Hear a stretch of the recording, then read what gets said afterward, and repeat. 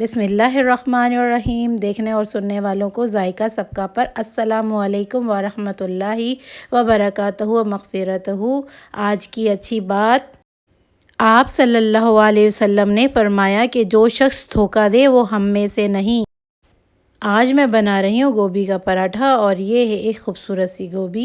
सर्दियों के मौसम में गोभी बहुत खूबसूरत होती है। तो इसे मैंने चमका लिया है, धो के सुखा लिया है और इसे ये मोटे सुराख वाले क्रशर के ज़रिए से क्रश करना है मुझे। ये छोटे सुराख नहीं, मोटे सुराख वाला अलग से मिलता है।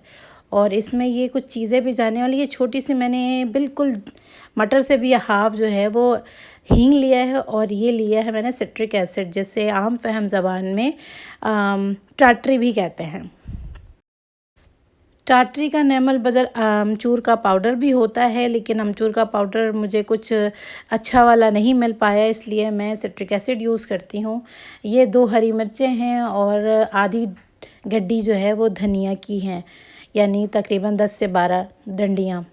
और ये कुछ मसाले हैं, हल्दी, मिर्च और गरम मसाला हाफ़ टी स्पून है सब, और हल्दी भी हाफ़ टी स्पून है, काली मिर्च भी हाफ़ टी स्पून है। सिर्फ ये चाट मसाला 1 टीस्पून फुल है और ये हमारे पास रॉक सॉल्ट है। आपके पास जो नमक हो आप वो यूज़ करें, मैं रॉक सॉल्ट यूज़ करती हूँ। गोभी को मैं बड़े टुकड़ों में काट लेती हूँ, इसकी डंठल अलग कर देती हूँ और ये हरी धनिया और हरी मिर्चों को भी चॉप करके ले आती हूँ।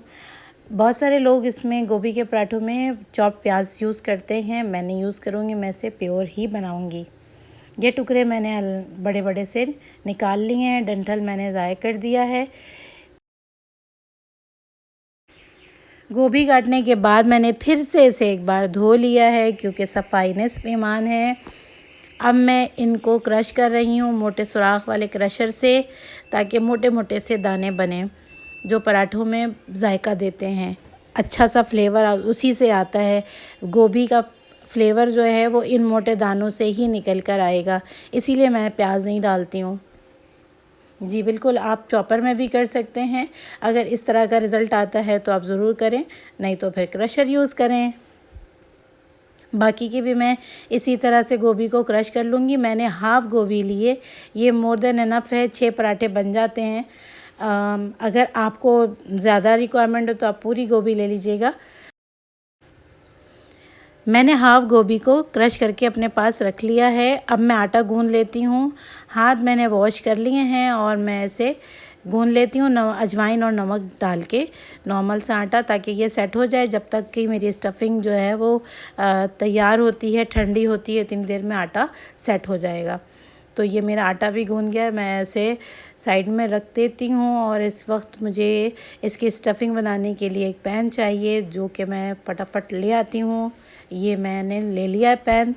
अब मैं इसमें 2 टेबलस्पून ऑयल डाल दूँगी। इससे ज़्यादा आप भी नहीं डालिएगा, क्योंकि स्टफिंग जो है वो ज़्यादा ऑयली नहीं होनी चाहिए, बल्कि ड्राई राइस ही होनी चाहिए। इसमें अब मैं हींग डाल दूँगी, इसे 2 मिनट लगेंगे डिज़ोल्व होने में। और हींग के बाद मैं इसमें हाफ़ टी स्पून साबित ज़ीरा भी डाल दूँगी और इसे चटकने तक और इसकी खुशबू आने तक इसे पका लूँगी ज़ीरा को। उसके बाद मेरे पास जो चॉप्ड हरी मिर्चें हैं वो मैं इसमें शामिल कर दूँगी और उसे भी 1 मिनट के लिए सौते करूँगी। हरी मिर्चें आप अपने टेस्ट के लिहाज से ले लीजिएगा, मैंने तो वो बड़ी बड़ी सी 2 ली थी, वो तेज़ नहीं है इसलिए। वैसे तो पराठे जो हैं वो थोड़े तीखे अच्छे लगेंगे, क्योंकि ये बोरियत को दूर करने के लिए बन रहे हैं। रोज़ाना की रूटीन से हटकर कुछ नया खाने का जब दिल करता है, जब इस तरह की चीज़ें बनती हैं, तो थोड़ा स्पाइसी और चटखारेदार सा तो बनना ही चाहिए।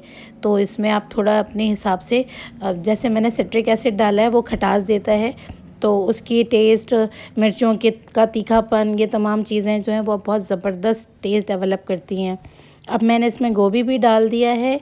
इसके बाद की एक क्लिप हमसे मिस हो गई थी, कैमरे को कुछ इशू हो गया था, तो लाइट भी चली गई थी शायद। मैंने तमाम मसाले डाल दिए थे सवाए सिट्रिक एसिड के। सिट्रिक एसिड मैंने सिर्फ 1 पिंच डाला था और गोभी को सिर्फ 2 मिनट लगेंगे पकने के लिए। और अब मैं इसे चॉप्ड हरी धनिया डालने के बाद फ्लेम ऑफ करके अपने शेल्फ पे रख कर अच्छे से मिक्स कर रही हूँ। ताकि कोरिएंडर का जो ग्रीन कलर है वो कायम रहे। और इसे अब मैं एक प्लेट में निकाल करके ठंडे होने के लिए छोड़ दूँगी। इतनी देर में मेरा आटा भी सेट हो चुका होगा, तो फिर मैं पराठे बना लूँगी। तो जनाब आटा सेट हो गया है। मैं इसे अच्छी तरह से दोबारा से नीट करके इसमें से एक पेड़ा निकाल लेती हूँ। हमें एक पेड़े से 2 छोटे छोटे पेड़े बनाने हैं, तो मैंने एक पेड़ा निकाला। अब मैं इसके 2 हिस्से कर लूँगी और 2 छोटे पेड़े बना लूँगी, क्योंकि हमें स्टफिंग इसके सेंटर में फिल करनी है।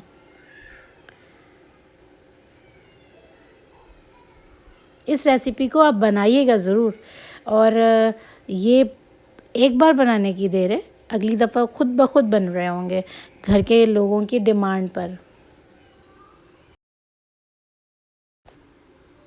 जितनी भी साइज़ की रोटी आपके घर में बनती है, आप उसकी हाफ़ रोटी जितना बेल करके अपने पास रख लें एक, और फिर दूसरे वाले को भी उतना ही बेल लें। ये मैं रोटी में कर रही हूँ, आप चाहें तो इसे पराठे का पेड़ा बनाकर और फिर इस प्रोसेस को कर सकते हैं।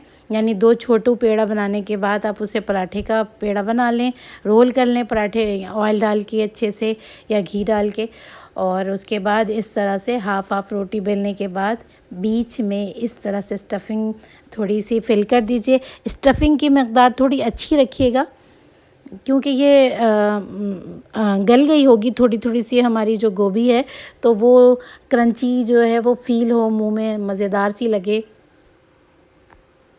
और इसको साइडों से अच्छे से सील करें अपनी उंगलियों से। तो अच्छे से सील करने के बाद इसे एहतियात से उठाएं।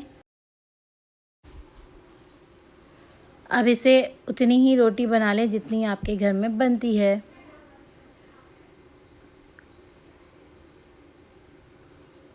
इस तरह से सारी तरफ अच्छे से गोभी जो है वो हमारी स्प्रेड हो जाएगी।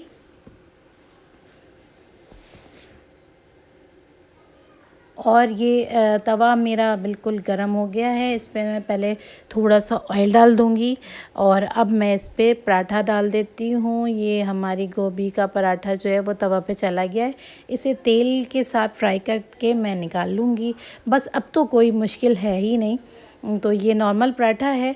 तो मैंने 2 पराठे बना लिए थे, और इसे आप इमली की चटनी के साथ, पुदीने की चटनी के साथ, हरी धनिया की चटनी के साथ खाएं, चाय के साथ भी खा लें।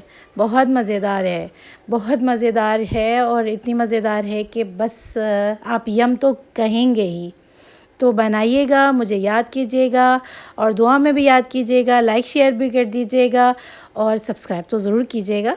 तो मिलती हूँ अगली रेसिपी के साथ। अल्लाह हाफ़िज़।